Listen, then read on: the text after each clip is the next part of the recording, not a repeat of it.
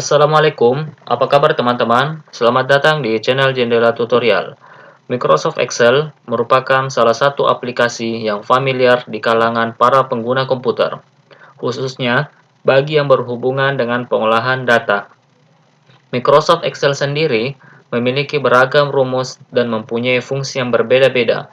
Namun, tidak semua rumus diketahui oleh banyak orang. Nah, kali ini saya akan membagikan 14 rumus Excel yang paling sering digunakan. Sehingga apabila kita menguasai 14 rumus ini, maka kita akan dengan mudah mengerjakan tugas-tugas di kantor ataupun tugas di perkuliahan. Baik, agar lebih mudah untuk kita pahami, maka saya akan membahasnya satu persatu. Silakan disimak teman-teman.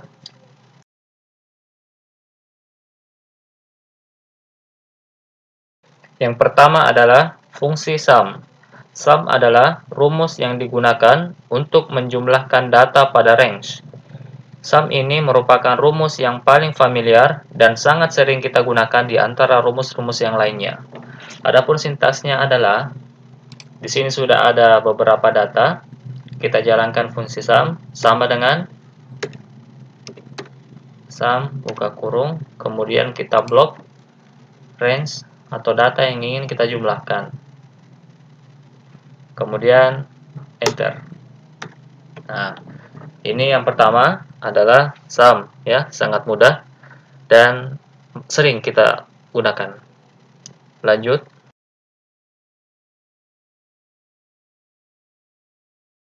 Yang kedua adalah fungsi count. Count digunakan untuk menghitung banyaknya data. Mirip dengan sum, cuman bedanya adalah sum untuk menjumlahkan data, sedangkan count adalah untuk menghitung banyaknya data pada suatu range. Nah, kita bisa mencobanya. Di sini sudah ada contoh beberapa data. Ingin kita ketahui ada berapa banyak mahasiswa pada kumpulan data ini. Nah, di sini kita jalankan rumusnya, banyaknya mahasiswa sama dengan count, kemudian kita blok, terserah mau di mana ingin kita blok. Oke, saya blok di nim saja. Nah, kemudian enter. Nah, di sini sudah kelihatan. Jadi, dalam tabel ini terdapat 7 mahasiswa. Oke, itu adalah fungsi count. Selanjutnya,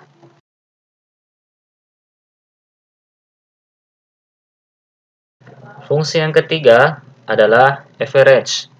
Average digunakan untuk mendapatkan nilai rata-rata dari kumpulan data pada suatu range. Nah, kita mencobanya. Di sini kita mau cari berapa nilai rata-rata dari mahasiswa ini. Oke, sama dengan average buka kurung, kemudian kita blok data yang ingin kita cari nilai rata-ratanya, kemudian tekan enter. Nah, seperti ini. Jadi nilai rata-rata di antara daftar nilai ini yaitu 87,714. Ini bisa kita bulatkan yaitu dengan menekan tombol menghilangkan desimal di belakang angka ini. Oh, maaf yang ini. Oke. Jadi rata-rata nilainya yaitu 88.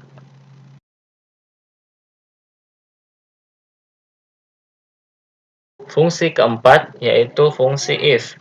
If merupakan fungsi logika pada Excel yang memudahkan kita untuk mengambil suatu pernyataan berdasarkan perbandingan kriteria tertentu. If ini sering kita jumpai pada pengolahan data yang berhubungan dengan perbandingan kondisi pada suatu sel. Nah, ini kita sudah dihadapkan data.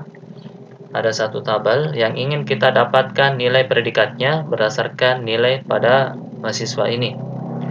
Adapun keterangannya yaitu untuk nilai 90 sampai dengan 100 maka predikatnya yaitu A.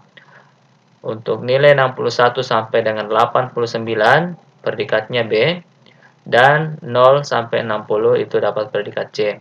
Rumusnya yaitu sama dengan if kita pilih sel nilai yaitu E3, kemudian titik koma,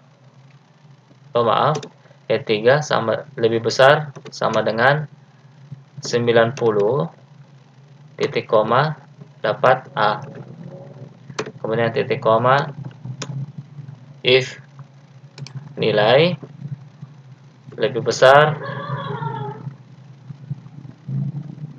atau sama dengan 61, maka dapatnya B.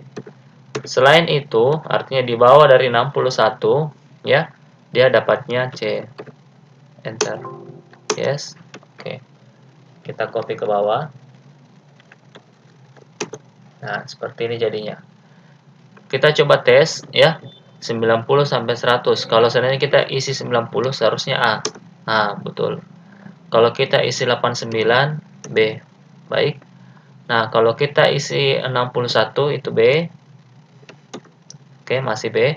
Kalau kita isi 60, itu baru C. Nah, seperti itu. Itu adalah fungsi if. Selanjutnya,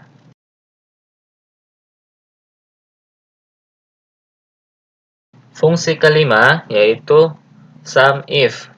Sum if merupakan turunan dari fungsi sum, di mana sum if digunakan untuk menjumlahkan data berdasarkan kriteria tertentu. Nah, di sini ada contoh tabel yang berisikan data nilai mahasiswa dan juga jenis kelamin. Kita ingin mengetahui total nilai untuk mahasiswa laki-laki dan total nilai untuk mahasiswa perempuan. Kita gunakan rumus sum if sama dengan sum if buka kurung, kemudian di sini keterangannya range, ya.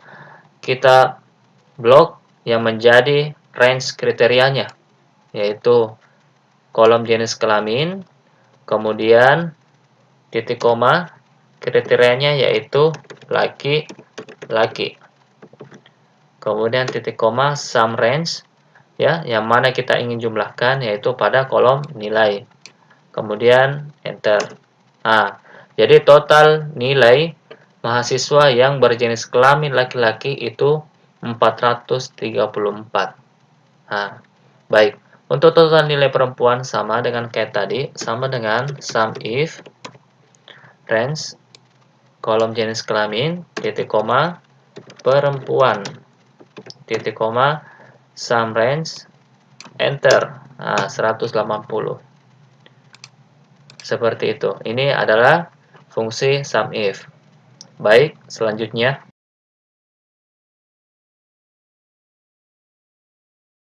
fungsi keenam yaitu count if. Count if merupakan turunan dari fungsi count, di mana count if digunakan untuk menghitung banyaknya data berdasarkan kriteria tertentu. Nah, teman-teman bisa saksikan, ini adalah contoh tabel mirip kayak sum if yang tadi, cuma kita ingin mengetahui banyaknya mahasiswa laki-laki pada tabel ini, dan juga berapa banyak mahasiswa yang perempuan. Kita coba jalankan. Sintaksnya adalah sama dengan count if, buka kurung, kemudian blok range yang ingin kita jumlahkan. Datanya, bukan jumlahkan ya, menghitung datanya, maaf, menghitung data. Oke, kita ingin menghitung data yang laki-laki, kita blok jenis kelamin, kita blok kolom jenis kelamin, kemudian titik koma, kriterianya yaitu laki-laki, enter.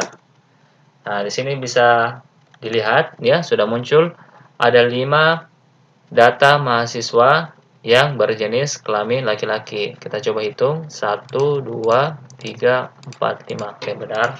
Lanjut untuk perempuan, sama dengan kayak yang tadi, sama dengan count if, kemudian blok kolom jenis kelamin, kemudian titik koma, perempuan.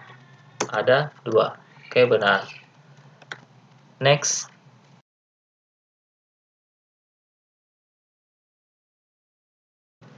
Fungsi ketujuh yaitu proper.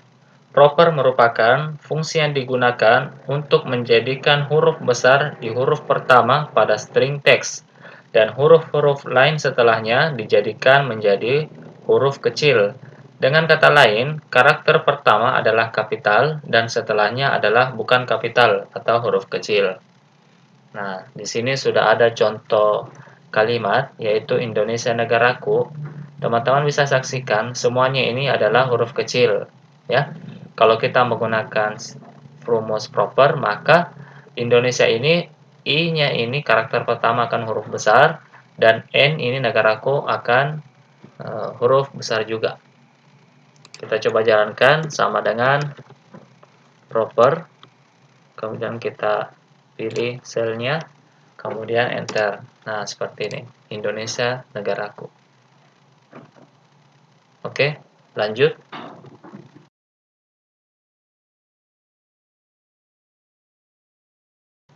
Fungsi ke-8 yaitu upper. Upper merupakan fungsi yang digunakan untuk mengkonversi semua teks menjadi huruf besar. Oke, di sini bisa disaksikan ada kata Indonesia. Saya jalankan fungsi upper sama dengan upper, buka kurung, kemudian pilih selnya, enter. Nah, Indonesia ini akan berubah atau terkonversi menjadi huruf besar semuanya seperti ini. Baik, lanjut.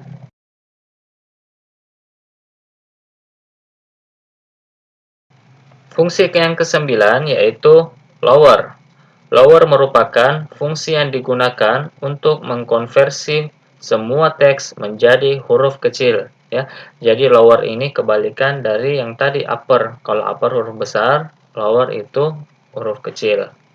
Nah, sintaksnya sama kayak upper, sama dengan lower, buka kurung, pilih selnya, enter. Nah, jadi huruf kecil yang tadinya I karakter pertama ini besar, kalau dikonversi dengan fungsi lower maka huruf menjadi huruf kecil. Seperti itu.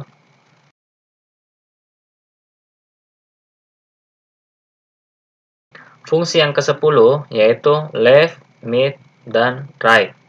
Left, mid, dan right merupakan fungsi teks pada Excel, di mana left berfungsi untuk mengambil beberapa karakter dari suatu sel yang dimulai dari kiri, mid berfungsi untuk mengambil beberapa karakter dari suatu sel dimulai dari tengah, dan right berfungsi untuk mengambil beberapa karakter dari suatu sel dimulai dari kanan.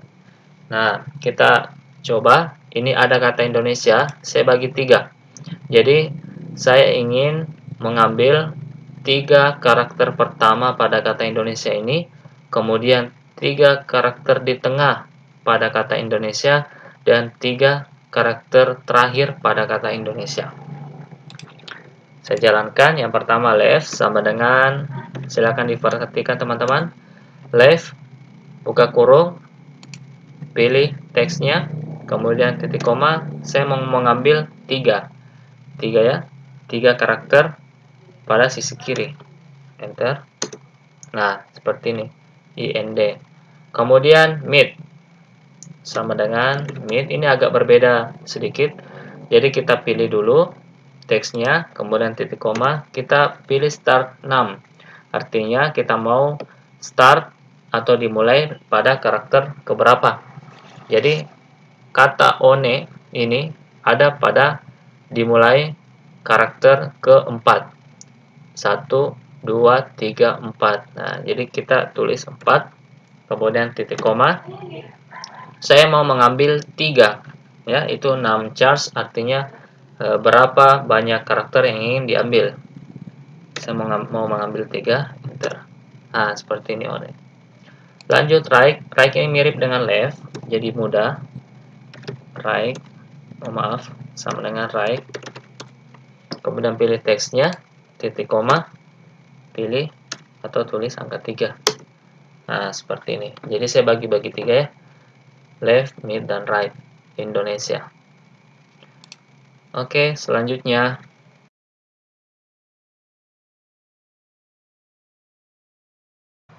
Fungsi yang ke-11 adalah fungsi len.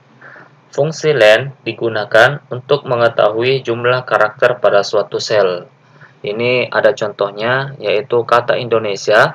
Kita ingin tahu ada berapa karakter pada kata Indonesia. Nah, sintaksnya adalah sama dengan len, buka kurung, kemudian pilih selnya yang mana, kemudian enter. Nah, ini hasilnya adalah 9. Jadi kata Indonesia ini mempunyai 9 karakter atau 9 huruf. Seperti itu. Baik, selanjutnya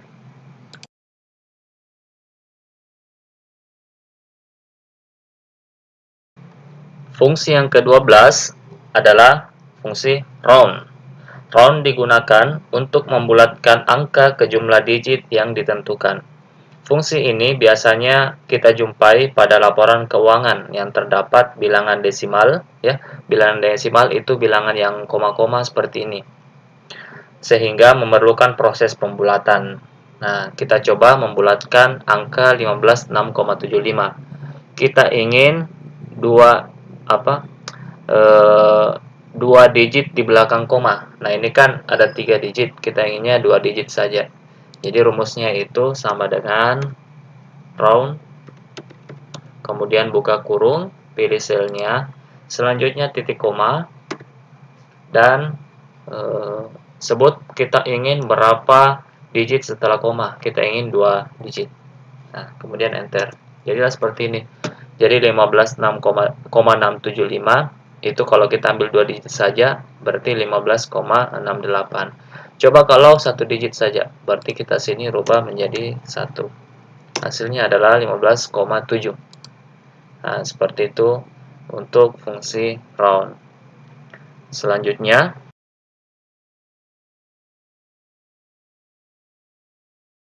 fungsi yang ke-13 yaitu concatenate. Concatenate digunakan untuk menggabungkan kata. Nah, seperti ini ada contohnya. Di sini terdapat 3 teks. Teks 1, teks 2, dan teks 3. Nah, ini kata-kata ini kita ingin gabungkan menjadi satu kalimat. Nah, kita menggunakan rumus concatenate. Nah, sintaksnya adalah sama dengan concatenate. Kemudian kita pilih teks yang pertama, selanjutnya titik koma, teks kedua, titik koma. Jadi ini tidak ada batasan sampai berapa teks ya, terserah sampai berapa. Nah, ini kebetulan ada 3 teks yang ingin kita gabungkan. Nah, seperti ini, balas kurung, kemudian kita enter. Nah, hasilnya seperti ini. Jadi dia sudah menggabung menjadi satu kata atau satu kalimat. Nah, di sini kita ingin ada pemisah spasi di antara kata-kata ini. Nah, kita bisa modify, yaitu dengan memberikan spasi di antaranya. Jadi, kita titik koma dulu, kemudian ketik 2 kali, selanjutnya titik koma. Di sini kita kasih spasi, artinya ada jarak spasi di antara 2 kata tersebut. Selanjutnya di sini juga kita kasih spasi seperti ini. Jadi ada spasi. Enter. Hasilnya seperti ini. Aku cinta Indonesia. Itu untuk fungsi concatenate. Oke, kita lanjut ke rumus selanjutnya.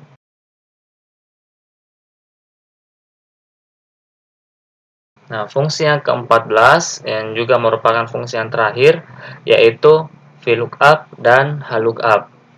Nah, VLOOKUP dan HLOOKUP ini sama-sama merupakan fungsi lookup pada Excel.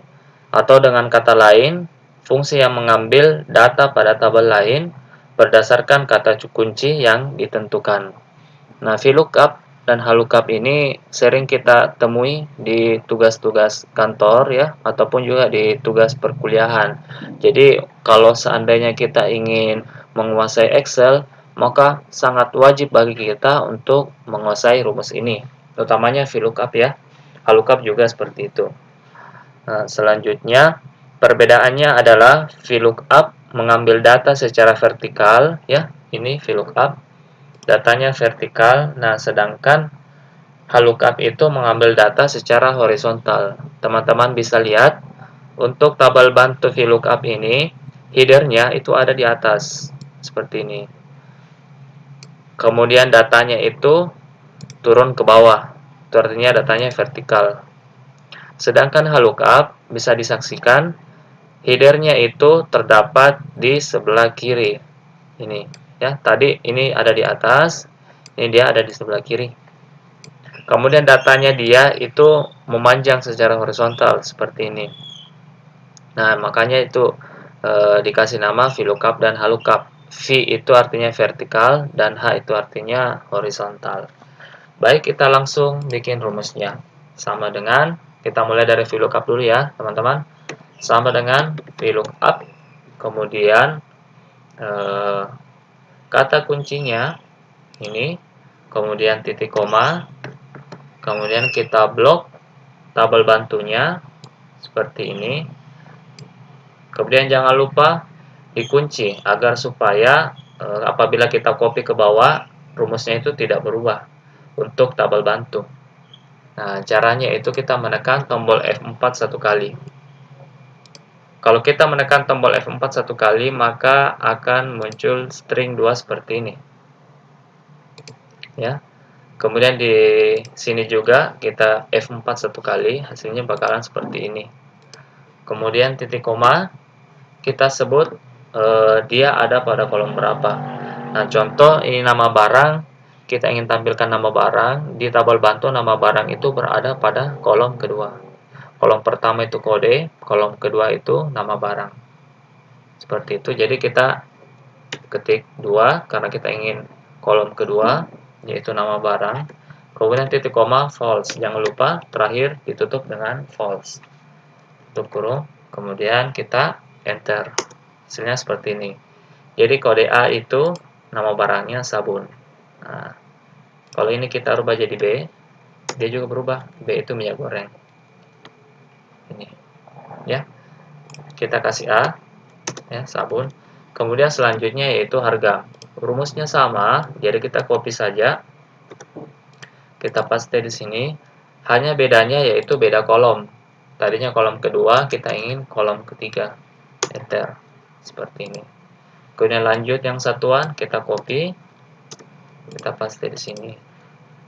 Harga satuan itu kolom keempat. Oke. Kemudian sudah jadi, kita blok, kemudian kita copy ke bawah, hasilnya bakalan seperti ini. Semua akan serba otomatis, jadi kita tidak usah mengetiknya satu persatu lagi. Ya, seperti itu untuk VLOOKUP. Selanjutnya HLOOKUP, rumusnya sama dengan VLOOKUP, cuma bedanya yaitu pengambilan datanya secara horizontal. Baik, langsung saja sintaksnya sama dengan HLOOKUP. Kemudian pilih kolom kunci, titik koma, kemudian kita blok tabel bantunya ya, kecuali header nggak usah, datanya saja. VLOOKUP juga tadi seperti itu, nggak usah header.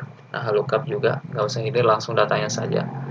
Sama seperti tadi, yaitu kita tekan F4 satu kali sehingga akan muncul string seperti ini, string dolar ya. Nah, di sini juga. Oke, modelnya seperti ini. Kemudian titik koma, kita ingin dia di baris keberapa. Kalau tadi istilahnya VLOOKUP kita pilih kolom keberapa, HLOOKUP ini bahasanya kita pilih baris keberapa. Nama barang itu berada pada baris kedua. Baris pertamanya yaitu kode. Nah, ini kode. Nama barang itu baris kedua. Berarti kita pilih 2 titik koma false. Sama kayak tadi, harus ditutup dengan false ya. Tutup kurung, enter. Hasilnya seperti ini. D itu adalah ini D, gula pasir. Nah, ini D, gula pasir. Lanjut ke harga, sama. Konsepnya sama, kita tinggal rubah saja dia di baris keberapa. Untuk harga itu dia baris ketiga. Enter. Oke, selanjutnya satuan itu baris keempat. Coba ya. Nah, seperti itu. Ya, kalau kita rubah di sini jadi dia bakal berubah. Nah, kita sisa copy saja ke bawah. Nah, hasilnya seperti ini. sangat mudah. Nah, ini adalah rumus VLOOKUP dan HLOOKUP. Oke. Baik teman-teman, demikian untuk video kali ini. Terima kasih banyak yang sudah menonton. Semoga apabila teman-teman sudah menguasai 14 rumus ini, yang merupakan rumus yang paling sering digunakan di perkantoran maupun di perkuliahan, sehingga nantinya teman-teman akan mudah membuat laporan, utamanya itu mengolah data di Microsoft Excel. Oke, jangan lupa subscribe, like, dan juga share jika teman-teman menyukai video ini. Dan apabila ada pertanyaan, silahkan dituangkan dalam kolom komentar. Sekian, terima kasih. Assalamualaikum warahmatullahi wabarakatuh.